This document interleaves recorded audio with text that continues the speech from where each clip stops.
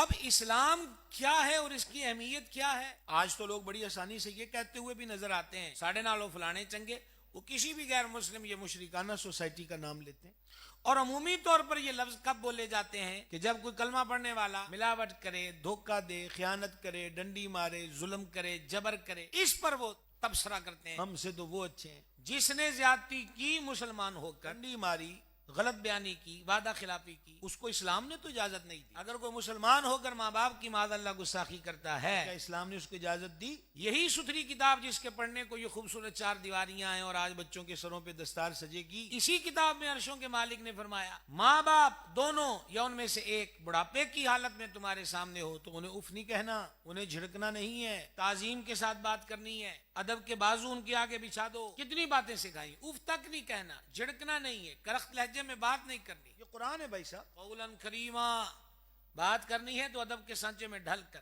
اور یہاں پر کیا حسین رمز ہے، فرما اپنے پر ان کے آگے بچھا دے۔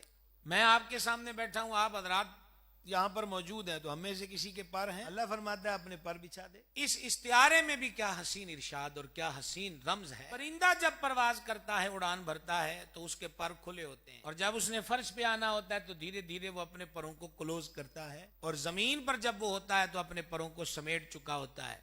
گویا کہ رب العزت ہمیں یہ ارشاد فرما رہا ہے کہ دین ہو یا دنیا، تم کسی بھی شعبے میں اونچی اڑان بھر رہے ہو، وہ تو اڑتے رہو، لیکن ماں باپ کے آگے اڑانیاں نہ مارنا۔ آج social media, electronic media, print media پہ بھیانک خبریں ہیں، بیٹے نے ماں کو قتل کر دیا، بیٹے نے باپ کو قتل کر دیا، جو رشتے حفاظتوں کی ضمانت تھے وہ رشتے قاتل ہو جائیں تو انجام گلستاں کیا ہوگا۔ لیکن بے خودی بے سبب نہیں غالب، کچھ تو ہے جس کی پردہ داری ہے۔ ہم نے اپنے بچے کے بیگ میں تمام فنون و علوم کی کتابیں ڈالیں اور اس کو چھٹپنے سے ہی ڈھیر وزن اٹھوا کر اسکول کا رخ کروایا۔ میں اس کے رخ کروانے کا مخالف نہیں، میں ایک چیز عرض کرنا چاہتا ہوں، اس کو ساری کتابیں پڑھائی ہیں، لیکن ہم نے وہ کتاب نہ پڑھائی جو کہتی ہے وَبِالْوَالِدَيْنِ إِحْسَانًا، وہ کتاب نہیں سکھائی جو کتاب سکھاتی ہے وَقُلْ رَبِّ ارْحَمْهُمَا كَمَا رَبَّيَانِي صَغِيرًا۔ تو پھر خود سوچئے کہ قصوروار کون ہے، اس نہج اس اسٹیج تک لانے والا کون ہے۔ کبھی وہ وقت بھی تھا، شیخ ابو طالب مکی رحمۃ اللہ علیہ نے اس کو نقل کیا، ایک اللہ کے ولی تھے، ان کی والدہ نے ان کو یاد کیا، آواز دی،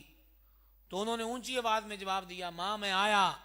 شام کو غور کیا، آپ بھی غور کرنا کہ انہوں نے کیا غور کیا۔ غور یہ کیا کہ آج والدہ ماجدہ نے مجھے آواز دی تو میں نے ان کو جو جواب دیا اس میں میری آواز کا والیوم ان کی آواز سے اونچا تھا، میں ماں کے آگے اونچا کیوں بولا ہوں؟ اب اپنے ہی آپ کے لیے مسئلہ ڈھونڈ رہے ہیں کہ مجھ سے یہ جو کوتاہی ہوئی ہے کہ میں ماں کے آگے اونچی بولا ہوں، اس کوتاہی کا کفارہ کیا ہے؟ تو انہوں نے اپنے لیے خود فتویٰ دیا کہ میں 2 غلام اللہ کی راہ میں آزاد کروں کیونکہ میں ماں کے آگے اونچا بولا ہوں۔ یہ گلشن ہمیشہ تباہ کاریوں میں مبتلا نہیں تھا، اسلام کے آنگن میں اس طرح کے کانٹے ہمیشہ نہیں تھے، یہ سارا گلستان تھا اور پھولوں سے بھرا ہوا تھا، لیکن جب مالی راکھی چھوڑ دے، وقت پر پانی نہ دیا جائے، جب دیکھ ریکھ نہ کی جائے، جب درندوں سے گلستان کو نہ بچایا جائے، تو انجام یہ ہوتا ہے جس کی ایک بھیانک صورت میں آپ کے سامنے بیان کر چکا کہ بچے نے ماں کو قتل کر دیا، باپ کو قتل کر دیا۔